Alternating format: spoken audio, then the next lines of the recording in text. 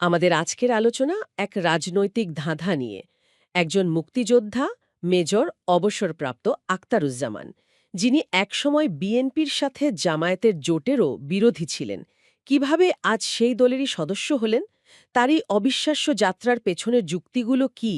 চলুন তার দেওয়া একটি সাক্ষাৎকারের গভীরে গিয়ে সেই রহস্যটা বোঝার চেষ্টা করি। বিষয়টা আসলে একটা ধাঁধার মতো। কারণ এখানে শুধু দলবদল না, এখানে আদর্শ, ইতিহাস ব্যক্তিগত বিশ্বাসের এক বড়সড় ওলটপালট জড়িত। এই সাক্ষাৎকারে তিনি তার পুরো রাজনৈতিক দর্শনকেই যেন নতুন করে সাজিয়েছেন। আমরা তার এই যাত্রাপথটা কয়েকটা ধাপে বোঝার চেষ্টা করব। প্রথমে দেখব কি কারণে তিনি তার পুরনো দল বিএনপি থেকে এতটা দূরে সরে গেলেন। তারপর দেখব জামায়াতের ঠিক কোন জিনিসটা তাকে আকর্ষণ করল।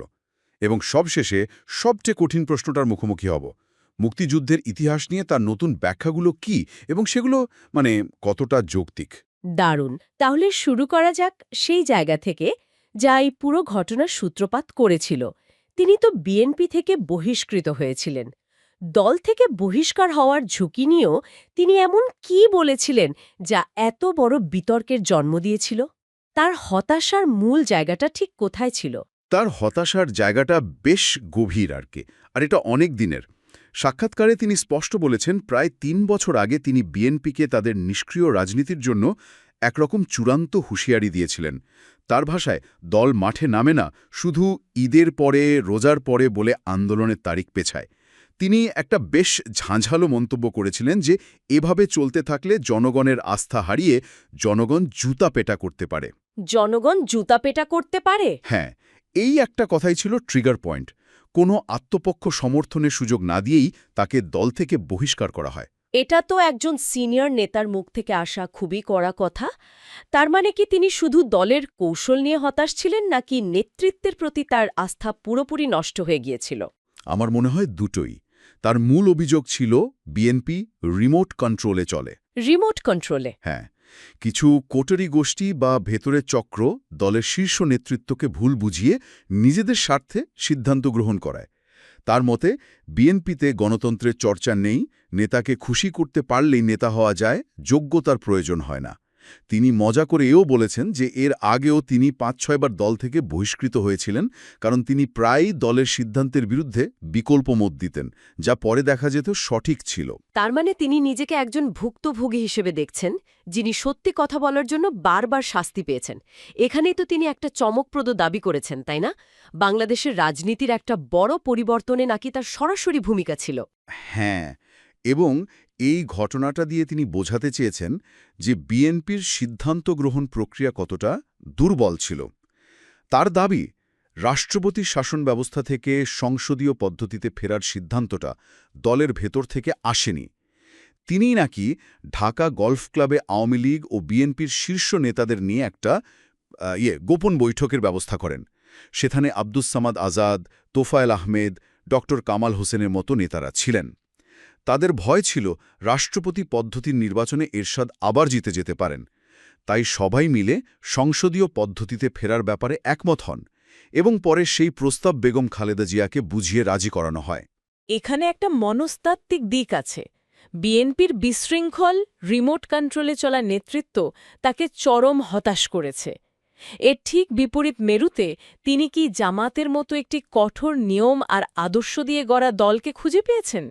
মানে বিশৃঙ্খলা থেকে একরকম সুশৃঙ্খল আশ্রয়ের দিকে ঝুঁকে পড়া? ঠিক এই পয়েন্টটাই তিনি তার সাক্ষাৎকারে তুলে ধরেছেন। বিএনপির প্রতি তার এই তীব্র হতাশা থেকেই জামায়াতের প্রতি তার আগ্রহটা জন্মেছে।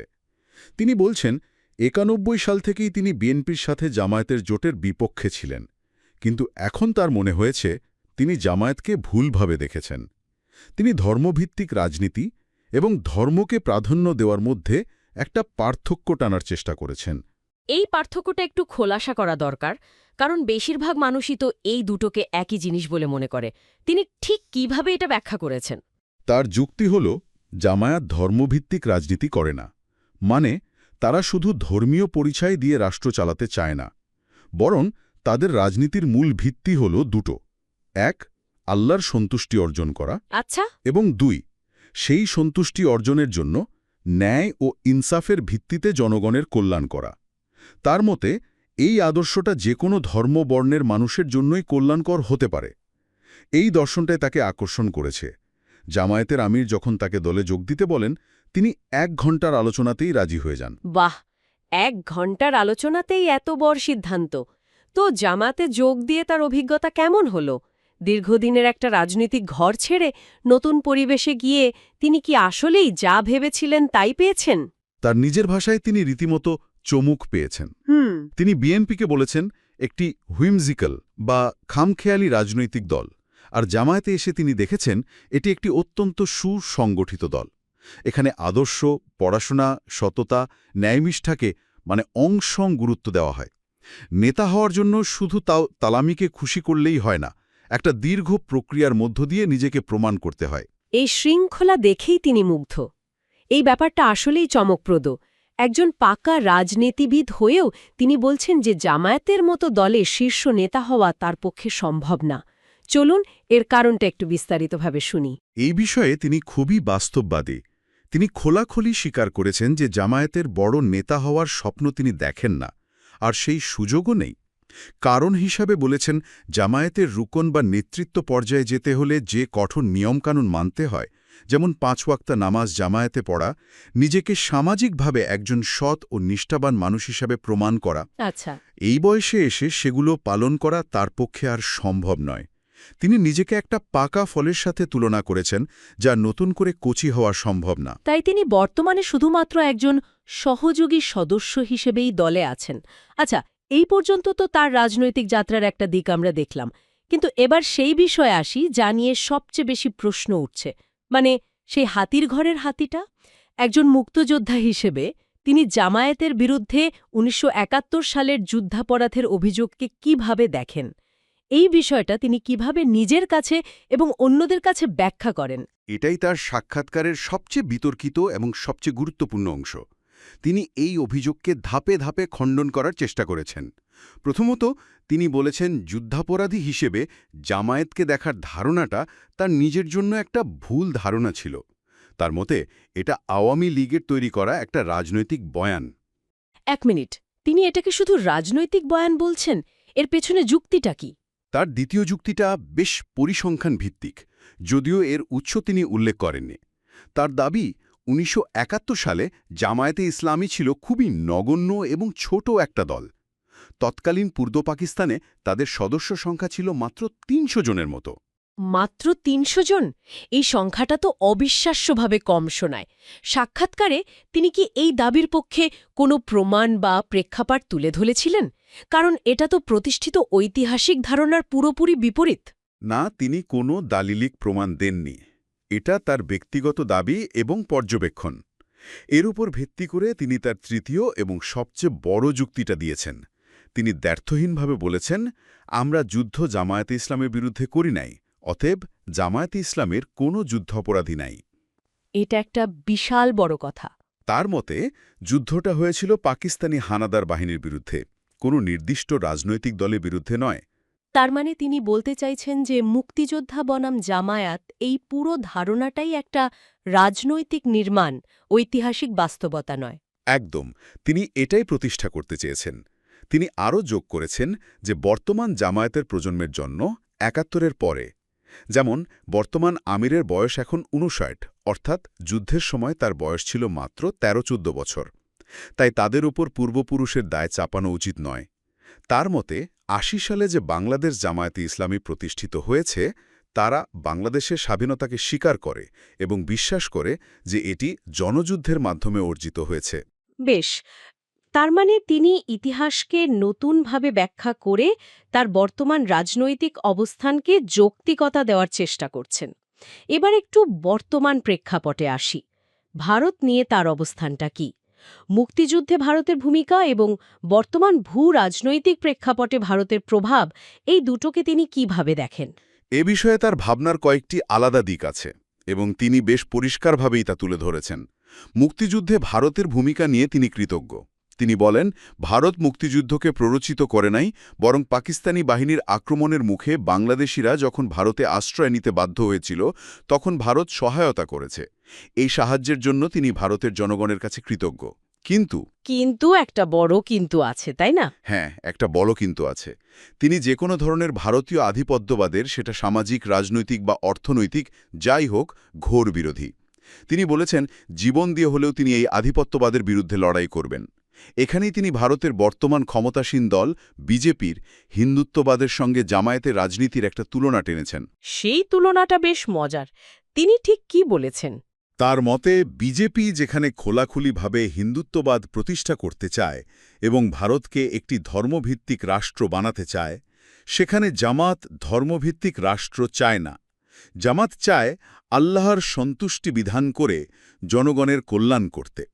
তিনি জামাতের আমিরের বক্তব্য উদ্ধৃত করে বলেছেন, বাংলাদেশে অন্য ধর্মাবলম্বীরা মুসলমানদের কাছে পবিত্র আমানত এবং সেই আমানতের খেয়ানত হতে দেওয়া হবে না। তার মতে ভারত ধর্মের নামে আধিপত্যবাদ ছড়াতে চায় আর জামাত সহনশীলতা ও ইনসাফের কথা বলে। আচ্ছা, সাক্ষাৎকারে নারীদের কর্মঘণ্টা নিয়ে একটা প্রস্তাবের কথাও ছিল, যা নিয়ে বেশ আলোচনা হতে পারে। নারীদের জন্য 5 ঘণ্টা কর্মদিবসের প্রস্তাবকে তিনি কিভাবে দেখছেন? তিনি এটাকে নারীদের জন্য একটা প্রিভিলেজ বা বিশেষ সুবিধা হিসেবে দেখছেন, শোষণ হিসেবে নয়। এর পেছনে তিনি দুটো কারণ দেখিয়েছেন। প্রথমত, তার মতে নারীরা জৈবিকভাবে বায়োলজিক্যালি পুরুষের চেয়ে কিছুটা দুর্বল।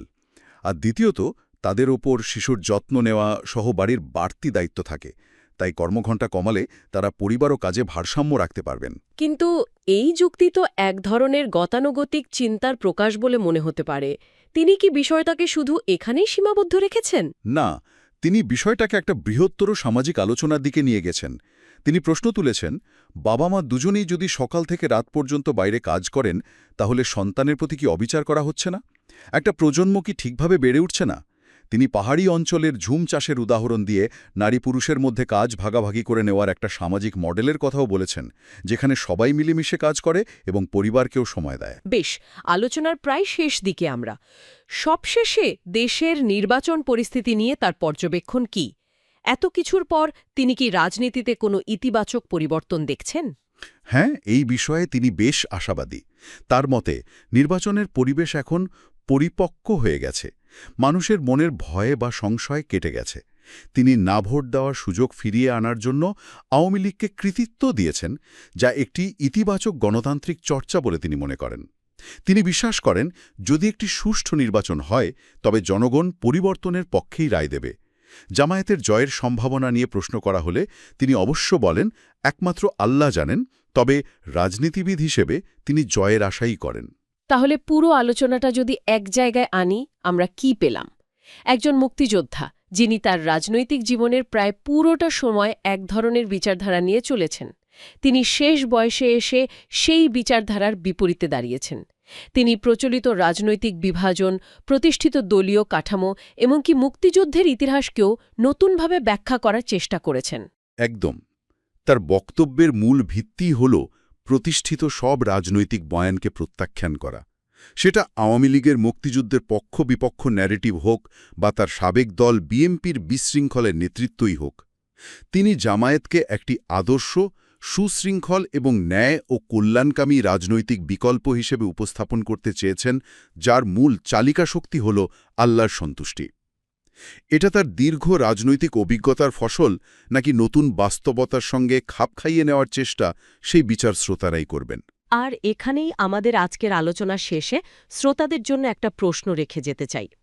যখন কোনো ব্যক্তির ব্যক্তিগত যাত্রা একটি প্রতিষ্ঠিত সামাজিক বা ঐতিহাসিক আখ্যানের বিপরীতে যায়, তখন তার যুক্তি ও উদ্দেশ্যকে কিভাবে মূল্যায়ন করা উচিত?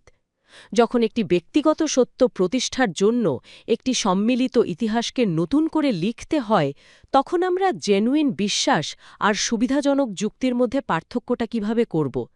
এর উত্তর খোঁজার ভার আপনাদের হাতেই রইল।